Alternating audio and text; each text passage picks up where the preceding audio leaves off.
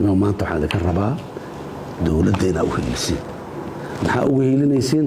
wax dulmi oo ay samaynayso ugu heliya idima lihi aniga mawaaqifta aad iga maqasheen waa aaminsanahay niman diin shaqo kule inayna ahaynaan aaminsanahay dhaqankooda iyo siday ula dhaqmayaanan aniga aan aad u aaminsanahay sharaacada islaamka ana meel ka waafaqsanayn hantida ummadda sharci darray ku qaataan dhiigooda sharci darro ku daadiyaan hadda maalintooda hotel xayaat ka dhacaya wixii balweyne ka dhacay meel ay ku saamaxayso ay diintu ku ogoshahay ma ogin annaga inaan aniga dhaho dadku waa ay dhegaysanayaan laakiin inaan adiga dhahdaanay dadka kasii dhegaysa ogyihiin laanna dadku waa ogyihiin manbacii soorsigii diinta inaa adiga tihiin waa ogyihiin hiilo qarsoon hiilo ma aha hiilo qarsoon hiilo ma aha dagaalkii caqiidada ahay oo sheegayo waayo dowlad ugu helimaysaan xasan sheekh ugu helimaysaan ummaddan 20 milyan ee Soomaalida ah inay cizi iyo karaamo adduunyada korkeeda ku noolaadaan aakhir nin walba wuxuu tacbado oo la tagayay laakiin adduunyada intii joogaan magacan Soomaaliya ay wataan oo calankaas dowladda Soomaaliya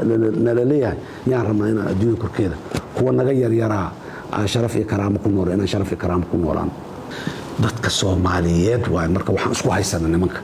gurigeyga iskuma haysano anna gurigooda kuma haysto 20 milyan oo Soomaalida ah ayaan isku haysanaa ee boqolkiiba muslimiinta multizimiinta ee masaajidka subaxii wada kalayso waayo waxaan isku haysanaa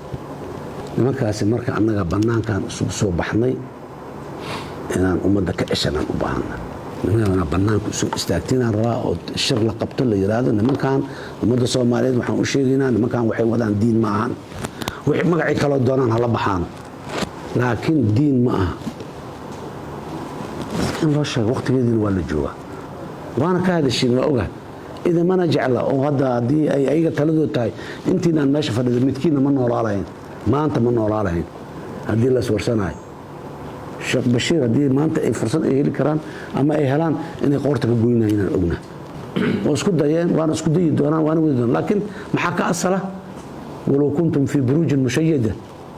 يعني تاسك أصلا مال كستود كلها بطيء هذا عامست إيو هذا بريء اسكو حرت إيو وأن مالين تادي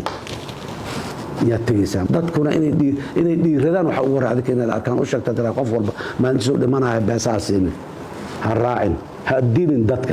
دولة دجالة كل جرتان من كاس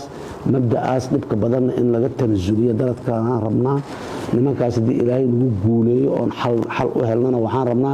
أبديا إن أنا فكر نوع أصدق كان قصون مقارن إن المال إجنو سياسي ده كشقينه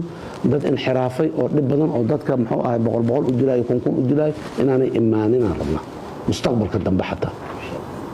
سيدي أن أهاجرني عدي أن أهانه wixii aan heli jirnaan helina wixii aan heli jirnayna nama anfacayaan waa soo aragnay waa soo taabanay in aanayna anfacayn wixii wax ka duwan aan rabnaa wax ka duwan si aan u halno si ka duwan inaan u dhaqanno waay si ka duwan inaan u dhaqanno waay horta maskaxdeena ba annaga horta isbedel hadaa rabtid isbedelku inuu adiga ka soo bilowdaa qaabka u warrami jirtay saa dadku u sheegi jirtay waa in wax ka bedeshaa haddii kale isbedel ma imaanayo marka ilaahay idinka soo arintaas waxaan idinka baahanahay garab istaagaas inaad jidka banaanka soo istaagtiin banaanka in loo soo istaago waa u taagantihiin bood laga sii dhigo la sii xoojiyo la sii adkeeyo la sii ballaariyo